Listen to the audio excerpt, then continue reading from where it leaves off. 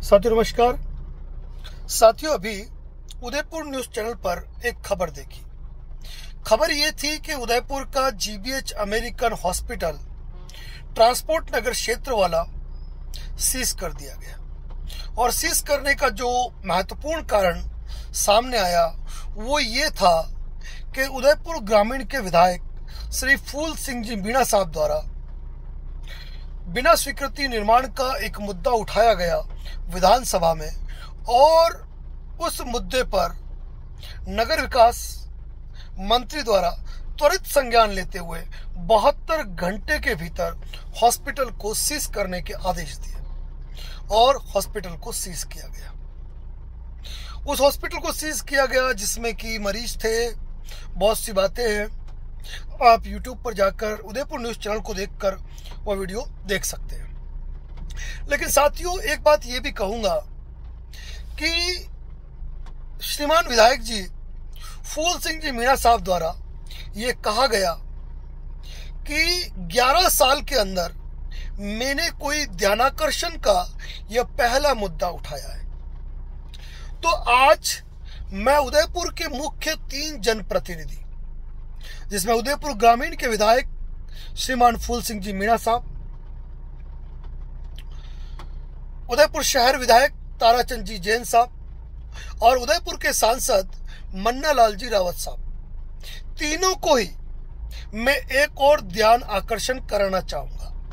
और ये जो ध्यान आकर्षण कराना चाहूंगा यह एक महत्वपूर्ण बिंदु है और वो महत्वपूर्ण बिंदु है उदयपुर के विकास का, उदयपुर की संस्कृति का, उदयपुर की शैक्षिक धरोहर का। जी हाँ, वह मामला है विद्या भवन सोसाइटी से जुड़ा। विद्या भवन सोसाइटी वही जो आजादी से पहले निर्मित हुई और अपने शिक्षा के नए कीर्तिमान उन्होंने स्थापित किए।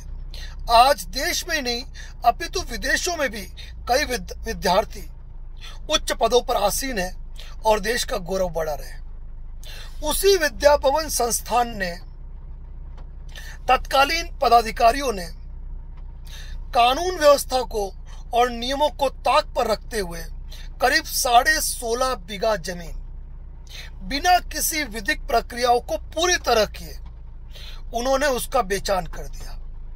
इस मुद्दे को हमने हमारे YouTube चैनल पे उठाया और हमारे YouTube चैनल पे इस मुद्दे को उठाने के बाद उदयपुर न्यूज द्वारा भी बड़ी बेबाकी के साथ दूध का दूध और पानी का पानी किया।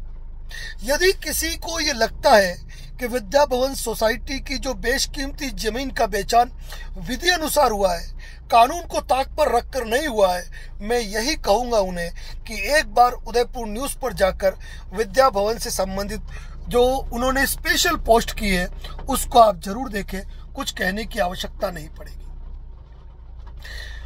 महत्वपूर्ण बिंदुओं पर आधारित हमने हमारी शिकायत माननीय जिला कलेक्टर महोदय के अलावा सीएमओ, पीएमओ और जो भी जिम्मेदार विभाग है उन सारे जिम्मेदारों विभागों के साथ में यूडीए तक को भी हमने इसकी कंप्लेंट भेजी।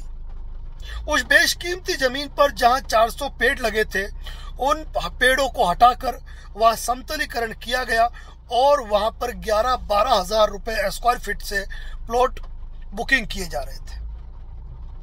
जहां तक मेरी जानकारी में है कि हमने इसमें उदयपुर विकास प्राधिकरण को जो शिकायत पत्र दिया, उस शिकायत पत्र को देने के बाद पट्टों की कार्रवाई पर जरूर प्रश्न चिन्ह लगा है। लेकिन यह हमारी सफलता नहीं है।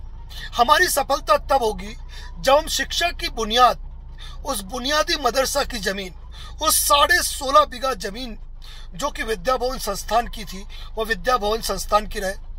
कोई भूमाफिया उस पे अपने प्लानिंग, अपने प्रोजेक्ट नहीं बनाए, उसको एक व्यवसायिक खिलवाड़ नहीं किया जाए।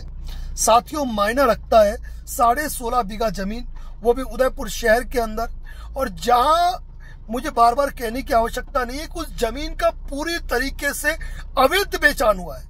और वह अवैध बेचान किस तरीके से हुआ है उसको हमने हमारे शिकायत पत्र में एक एक शब्द मेंशन किया है। ये बात अलग है कि शिकायत पत्र प्रस्तुत होने के बाद सीएमओ ऑफिस से, पीएमओ ऑफिस से हमें कॉल आए, हमसे अपडेट मांगी गई, हमने जानकारियां उनको दी, संबंधित डॉक्यूमेंट उनको उपलब्ध कराए। CID-CB की ओर से भी जांच के दौरान कुछ दस्तावेज चाहने के लिए विभाग के लोग आए और हमसे जानकारी लेके गए, लेकिन अभी तक किसी विभाग के जिम्मेदार अधिकारी द्वारा हमें यह अपडेट नहीं दिया गया है कि उनके द्वारा क्या कार्रवाई की जा रही है। वैसे भी भारत का प्रशासनिक तंत्र जो है वह इतनी जल्दी कोई कार्रवाई करता नहीं है, और मुख्य रूप से उस विभाग उनके खिलाफ जो कि देश की नामचीन हस्तियां है, जो रसूखदार लोग हैं, उनके खिलाफ कार्रवाई एकदम कैसे होगी। मैं शहर के जनप्रतिनिधि फूल सिंह जी मीणा साहब, ताराचंद जी जैन साहब और उदयपुर के सांसद मन्ना लाल जी साहब को भी मैं यह निवेदन करना चाहूंगा, यदि मुद्दा उठाना है, जनहित का मुद्दा उठाना है, शिक्षा की बुनियाद का मुद्दा उठाना है, अगर उदयपुर के विकास का मुद्दा उठाना है, तो महत्वपूर्ण मुद्दा यह है कि विद्या भवन संस्थान की जो बेशकीमती जमीन जो पूरी तरह अवैध रूप से बेची गई है, जिसको साबित करने के लिए हमारे पास दस्तावेजी साक्ष्य मौजूद है, उस मुद्दे को उठाए और उस जमीन को, उस रजिस्ट्री को निरस्त करा के पुनः विद्या भवन को लौटाए, या फिर उस जमीन को सरकार अपने अधिग्रहण में ले। इससे बढ़िया कि सरकार, उदयपुर का प्रशासन उसको अपने कामों के अंदर ले। अन्यथा आज मान लीजिए पट्टों की कार्रवाई पे कोई रोक भी लग गई, मान लीजिए आज जांच चल भी रही है, कल इन जांचों को प्रभावित करने में कितना समय लगता है? कब तक कोई एक इंसान बार बार इस मुद्दे पर बोलता रहेगा और दुश्मनियां मोल लेता रहेगा? मैं आज उदयपुर के जनप्रतिनिधियों से, जो तमाम लोग मुझे देख रहे हैं, उनसे कहना चाहूंगा कि इस वीडियो को कितने लोग भेजते हैं इन जनप्रतिनिधियों को।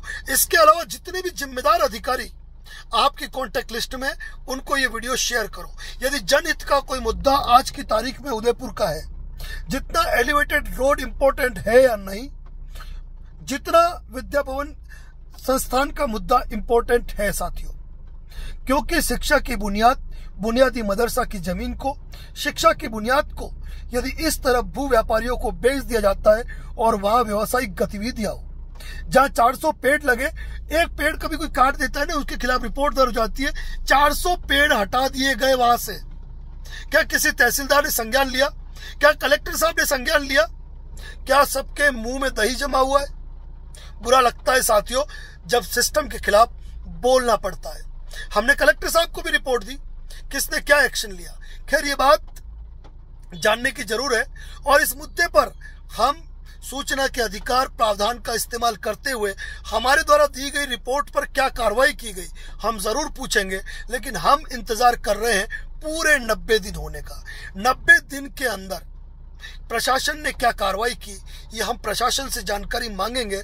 लेकिन आज जनप्रतिनिधियों को, उदयपुर के जिम्मेदारों को हम ये बताना चाहते हैं, यदि कोई मुद्दा विधानसभा में उठाना चाहते हैं, कोई मुद्दा लोकसभा में उठाना चाहते हैं, तो उठाइए कि 16.5 बीघा जमीन, 4.25 लाख वर्ग फुट जमीन, कैसे शिक्षा की जमीन को एक संस्था ने बेच दिया, वो भी विधि से परे जाकर। अब किन किन कमियों को रखा है, आखिर किन आधारों पर यह बेचान अवैध है, उसके लिए पूरे दस्तावेजी साक्ष्य मौजूद है। लेकिन कोई आए तो सही, पूछे तो सही, हम भी तो देखें तो सही कि उदयपुर के कौन से जिम्मेदार व्यक्ति इस मामले पर संज्ञान लेते हैं। हमने छेड़ी है लड़ाई, और हम इस लड़ाई को लड़ेंगे, आखिरी दम तक लड़ेंगे और अपने मकसद में कामयाब होंगे। लेकिन जब जनता का समर्थन चाहिए, तब जनता का समर्थन भी मिलना चाहिए और जनप्रतिनिधियों का समर्थन भी मिलना चाहिए। तमाम साथियों से कहता हूं कि इस मुद्दे को जनप्रतिनिधियों तक पहुंचाओ, और देखना चाहता हूं उदयपुर के जनप्रतिनिधि इस मुद्दे को सदन में उठा पाते हैं या नहीं। साथियों, बेबाक बोल है, किसी के भी खिलाफ हो, चाहे सिस्टम हो, प्रशासन हो, या किसी के खिलाफ भी हो, हमने तो हमारी तरफ से आपको सारे आधार दे दिए कि किन आधारों पर आप इस जमीन के विरुद्ध के लिए लड़ सकते हैं, किस तरीके से इस जमीन की रजिस्ट्री के बेचान को आप निरस्त करा सकते हैं। अब देखना है प्रशासन क्या करता है, या फिर राजस्थान की हाईकोर्ट में मजबूर होकर जो PIL की तैयारी है, क्या उसी के माध्यम से अगर न्याय मिलेगा तो फिर क्या जरूरत रहेगी प्रशासन की और क्या जरूरत रहेगी जनप्रतिनिधियों की। आप जनप्रतिनिधियों से उम्मीद करता हूं कि इस मुद्दे को उठाएंगे। धन्यवाद। जय हिंद, जय भारत, जय मेवाड़।